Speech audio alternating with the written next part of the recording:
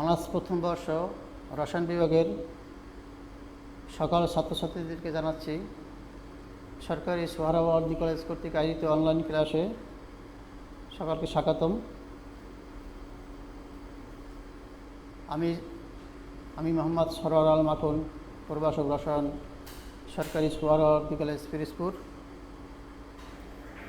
প্রিয় শিক্ষার্থীবৃন্দ, আশা করি তোমরা সকলে ভালো আছো। আজকের তোমাদের অনলাইন ক্লাসে প্রথম বর্ষের প্রথম ক্লাস। তোমাদেরকে আমি আজকে পড়াবো ভৌত রসায়ন 1-এর অধ্যায় 2 গ্যাসীয় অবস্থা। প্রিয় শিক্ষার্থী, তোমরা আপাতত ভৌত রসায়ন 1-এর কবির পাবলিকেশন বইটি কিনতে পারো।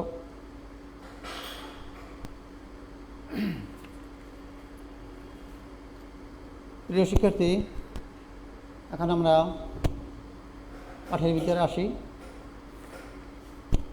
তাহলে গ্যাসীয় অবস্থা জানতে হলে পদার্থের গ্যাস সম্পর্কে আমাদের জানতে হয়।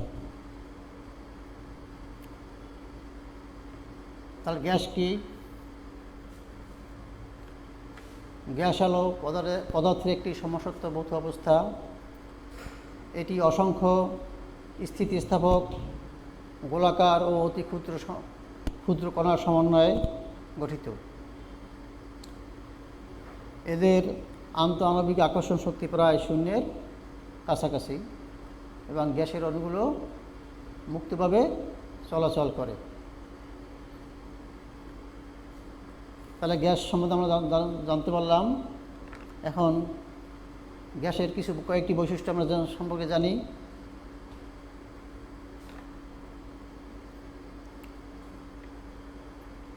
গ্যাসের সাধারণ কয়েকটি বৈশিষ্ট্যের মধ্যে আছে গঠন আমরা ইতিপূর্বে বলেছি। গ্যাস হলো পদার্থের একটি সমসত্ব ভৌত অবস্থা। এটি অসংখ্য স্থিতিস্থাপক গোলাকার ও অতি ক্ষুদ্র কণার সমন্বয়ে গঠিত। এদের আরেকটি গঠন হলো মিশ্রণ ক্ষমতা। একাধিক গ্যাস পরস্পর যে কোনো অনুপাতে মিশ্রিত হয় এরা সমসত্ব মিশ্রণ তৈরি করতে পারে। সমসত্ব মিশ্রণটা কি? তুমি ধরো 1 গ্লাস পানির ভিতরে যদি 1 চিমটি লবণ গলানো হয়,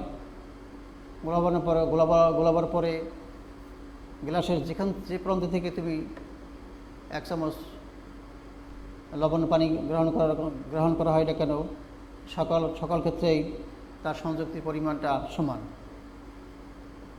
কিন্তু 1 গ্লাস পানির ভিতরে যদি এক মুঠো বালি গলানো হয়, কিন্তু কিছু পরে দেখা যাবে বালি নিচের দিকে জমা হয়ে গেছে, কিন্তু এই মিশ্রণটি সমসত্ব মিশ্রণ নয়।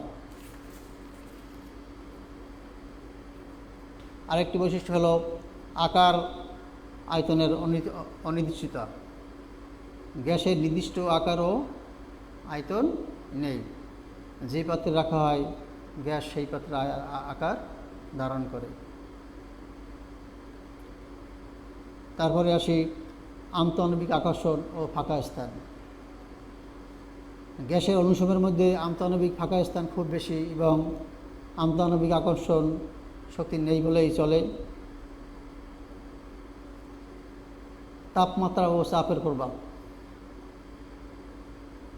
চাপ বৃদ্ধি করলে, আমরা যে কোনো পদার্থকে চাপ দেয়, চাপ বৃদ্ধি করলে কী হয়?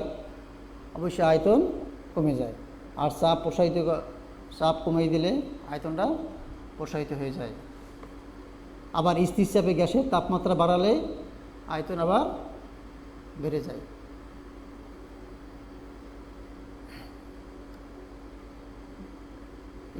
গ্যাসীয় পদার্থের ব্যাপন ক্ষমতা রয়েছে। রাসায়নিক বিক্রিয়াহীন একাধিক গ্যাস যে কোনো অনুপাতে পরিব্যাপ্ত হয়ে একটি সমসত্ব মিশ্রণ তৈরি করে। আমরা গ্যাস পেলাম, এখন আসি বাষ্প। গ্যাস আর বাষ্প দুটি কাছাকাছি মনে হচ্ছে। বাষ্প কি? সাধারণভাবে সন্ধি তাপমাত্রার নিচে যে কোনো গ্যাসকেই বাষ্প বলে। সাধারণভাবে সন্ধি তাপমাত্রার নিচে যে কোনো গ্যাসকে বাষ্প বলে। আবার যে সমস্ত গ্যাসীয় পদার্থকে সহজে সাধারণ অবস্থায় তরলে পরিণত করা যায় তাদেরকেও বাষ্প বলে, যেমন জলীয় বাষ্প, বেনজিন বাষ্প, এগুলো সব বাষ্প। এখন বাষ্প জানতে হলে যে এখানে আসলো সন্ধি তাপমাত্রা। সন্ধি তাপমাত্রাটা কি? যে তাপমাত্রার উপরে ইচ্ছে মতো এবং যথেষ্ট চাপ প্রয়োগ করেও কোনো গ্যাসীয় পদার্থকে তরলে পরিণত করা যায় না, অথচ সে তাপমাত্রায় ও তার নিচের তাপমাত্রায় সেই গ্যাসকে প্রয়োজনীয় চাপ প্রয়োগ করে তরলে রূপান্তরিত করা যায়, তাকে সে পদার্থের সন্ধি তাপমাত্রা বা ক্রান্তি তাপমাত্রা বলে। প্রিয় শিক্ষার্থীবৃন্দ, আমরা গ্যাস ও বাষ্প সম্পর্কে মোটামুটি ধারণা পেলাম। এখন আসি, এই গ্যাসের কতিপয় সূত্র রয়েছে যা আমাদের জীবনযাত্রায় অতি প্রয়োজনীয় সূত্রগুলো। গ্যাসের সূত্রসমূহের মধ্যে রয়েছে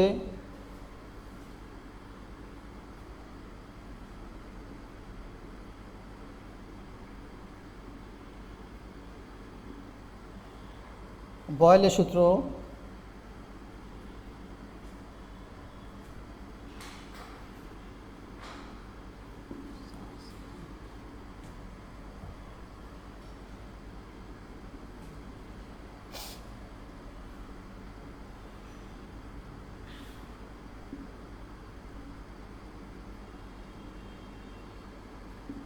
চার্লস বা গেলুসাকের সূত্র,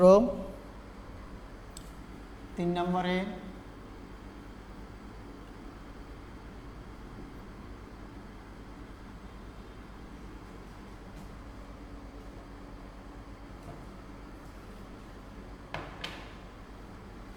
অ্যাভোগাড্রো সূত্র, 4 নম্বরে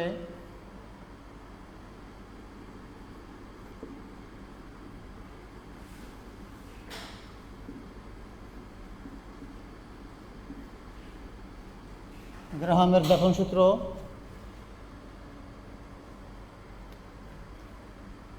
5 নম্বরে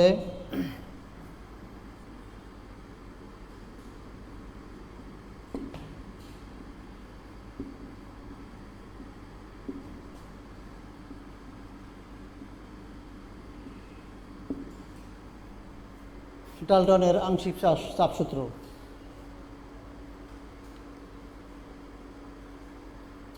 প্রিয় শিক্ষার্থীবৃন্দ, গ্যাসের এই সূত্রগুলো আমাদের জানা অতি প্রয়োজন। এখন এই 5টি সূত্র তোমরা মনে রাখবে। এখন প্রথমে আসি বয়েলের সূত্র।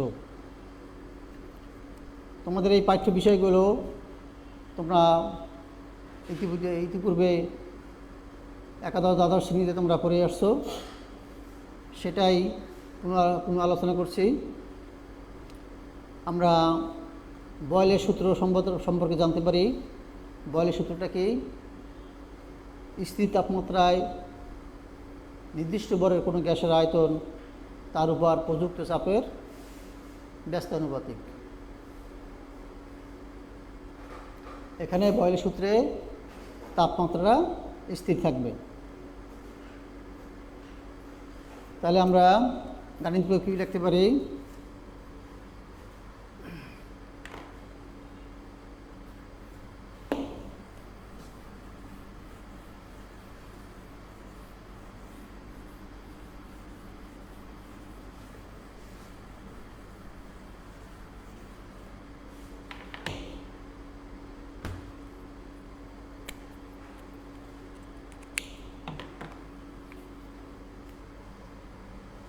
কোনো গ্যাসের চাপ যদি পি হয়,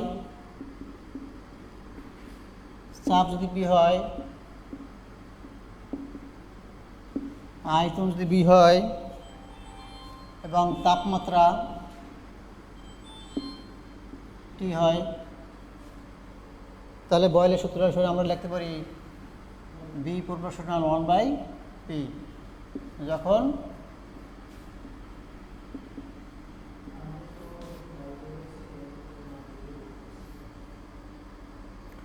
যখন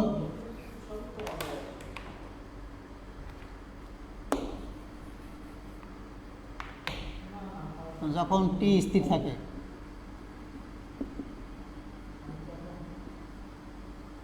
এটি হলো বয়েলের সূত্র।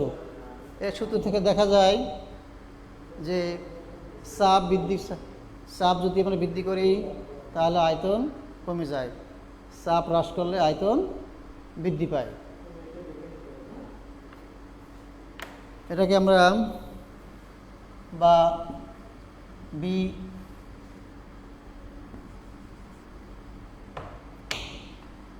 বি সমান কে ইন্টু 1/p, এখানে কে একটি ধ্রুবক।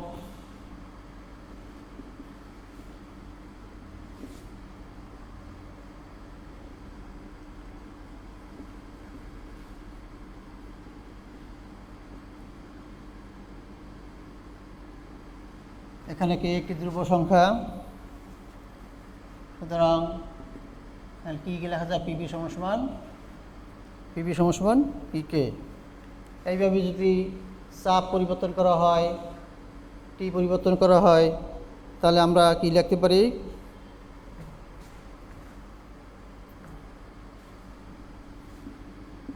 P1 B1 সমান P2 B2 সমান কে সমান ধ্রুবক। এটা আমরা এই বয়েলের সূত্র থেকে আমরা এটা পাই।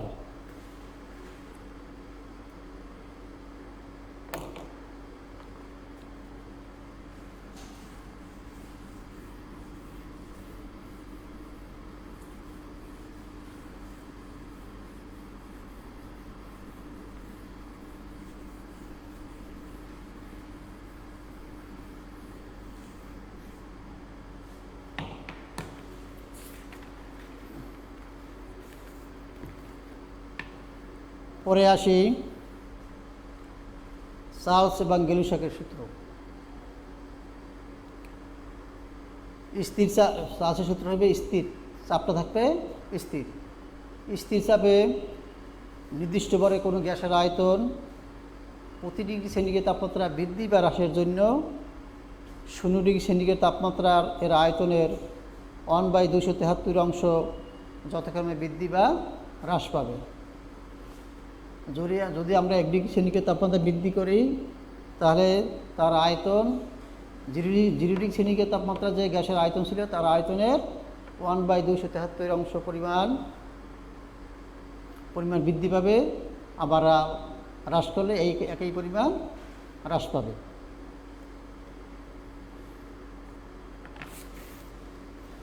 তাহলে 0 ডিগ্রি সেন্টিগ্রেড তাপমাত্রায় 0 ডিগ্রি সেন্টিগ্রেড তাপমাত্রা যদি আয়তন B0 হয়, তাহলে তাপমাত্রা যদি আমরা 1 ডিগ্রি সেন্টিগ্রেড পরিমাণ বৃদ্ধি করি তাহলে আয়তন বৃদ্ধি পাবে কত?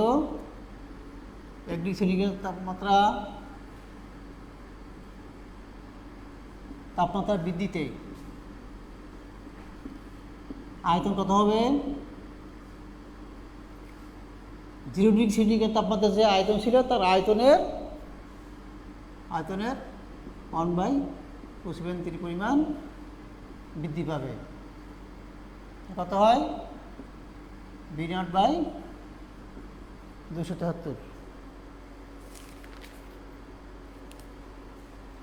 ঠিক আছে, এই পরিমাণ বৃদ্ধি পাইল।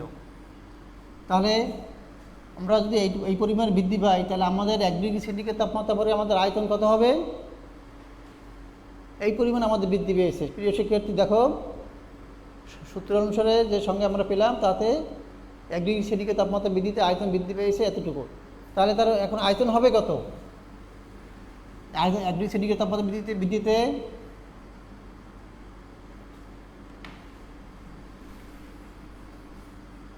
1 ডিগ্রি সেন্টিগ্রেড তাপমাত্রা বৃদ্ধিতে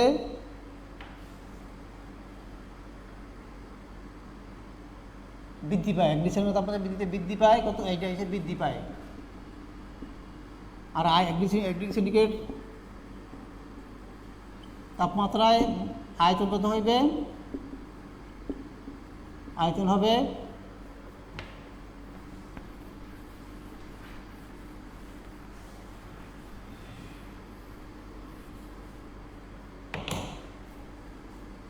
আগে ছিল, প্রথম আয়তন ছিল কত V0, পরে আয়তন বৃদ্ধি পাইছে V0/273। তাহলে আমাদের এক ডিগ্রি সেন্টিগ্রেড তাপমাত্রার পরে আমাদের আয়তন হইবে এই পরিমাণ, এইটা হবে আয়তন।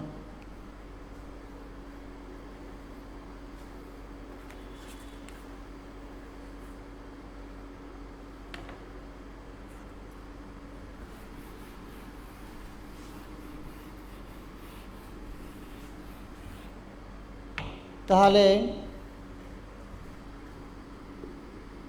2 ডিগ্রি সেন্টিগ্রেড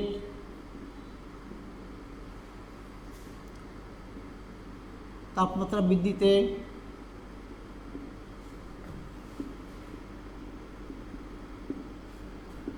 আয়তন হবে কত,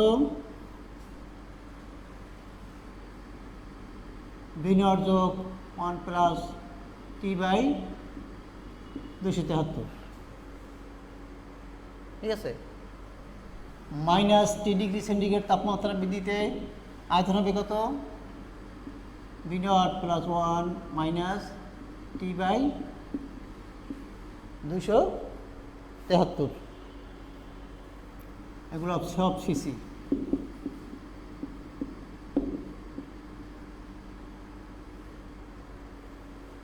ঠিক আছে, এর আমরা চার্লস ও গ্যালিলিওর সূত্র থেকে পেলাম।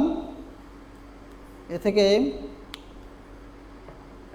পরণ শূন্য তাপমাত্রা আমরা একটা জিনিস পাবো এই সূত্র থেকেই,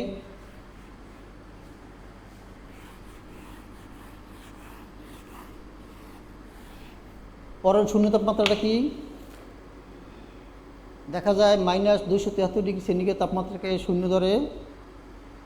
শূন্য ধরা হলে গ্যাসের আয়তন শূন্য হয়ে যায়, তাই একে পরম শূন্য তাপমাত্রা বলে।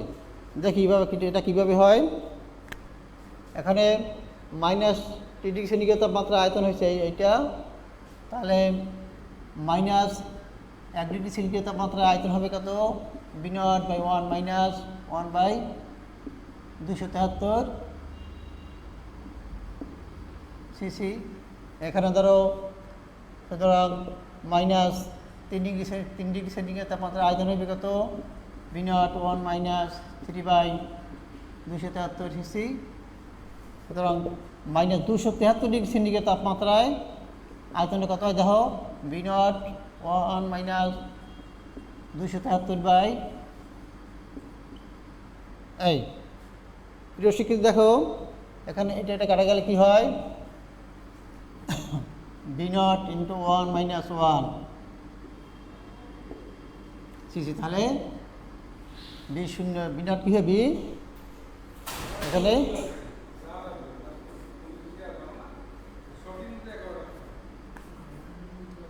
এখানে আয়তনটা কী হয়ে যায়, শূন্য হয়ে যায় আয়তনটা। তাহলে দেখা গেছে -273 ডিগ্রি সেন্টিগ্রেড তাপমাত্রায় গ্যাসের আয়তন আমাদের কত হয়, শূন্য হয়। এখন আসি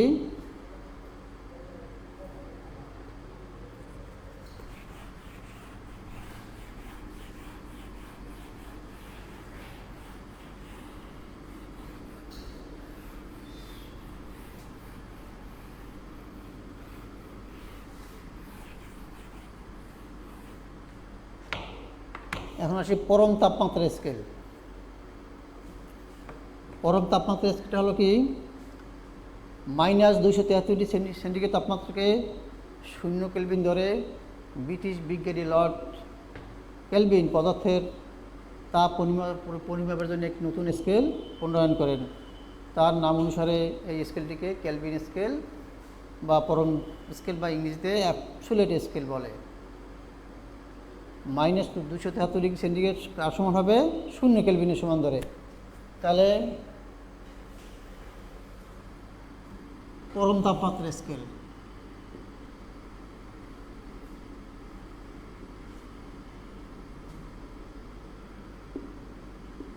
পরম তাপমাত্রা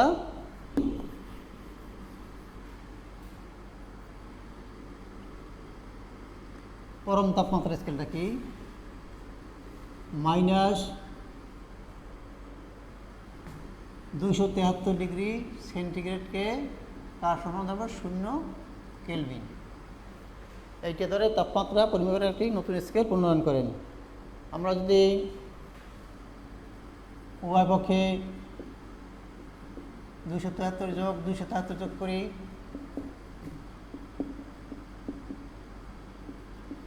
তাহলে কি হয়? তাহলে 0 ডিগ্রি সেন্টিগ্রেড সমান কত? 273 কেলভিন দাঁড়ায়। উভয় পক্ষে যদি 273 যোগ করলে তো কী হয়? এটা 0 হয়ে যায়। তাহলে 0 ডিগ্রি সেন্টিগ্রেড সমান পাইলাম কত? 273 ডিগ্রি সেন্টিগ্রেড পেলাম। তারপরে কি পাওয়া যায়? উভয় পক্ষে যদি আবার টি যোগ করি,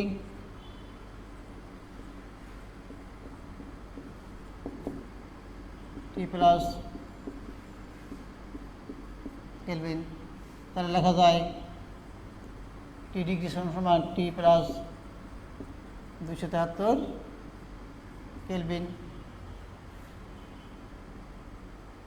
পাওয়া যায়। আমরা এটাকে যদি এভাবে প্রকাশ করি, বা টি ডিগ্রি সেন্টিগ্রেড সমান এটাকে যদি টিকে লিখি, টিকে, তাহলে আমরা কি লিখতে পারি? পরম তাপমাত্রা স্কেল অনুসারে এইটার পরিবর্তে কী লেখা যায়? টি। সুতরাং টি সমান লেখা যায় টি প্লাস 273। এইটাই পরম তাপমাত্রা স্কেলের সমীকরণ। আশা করি প্রিয় শিক্ষার্থীবৃন্দ, আজকের তোমাদের আমরা কি শিখলাম? পরম শূন্য তাপমাত্রা শিখলাম, পরম তাপমাত্রা স্কেল শিখলাম। এখন পরম তাপমাত্রা স্কেলের সাহায্যে চার্লস বা গ্যালিলিও সূত্রের প্রতিবেদনটা, পরম তাপমাত্রা স্কেলের সাহায্যে চার্লস বা গ্যালিলিও সূত্রের প্রমাণটা কীভাবে পাই?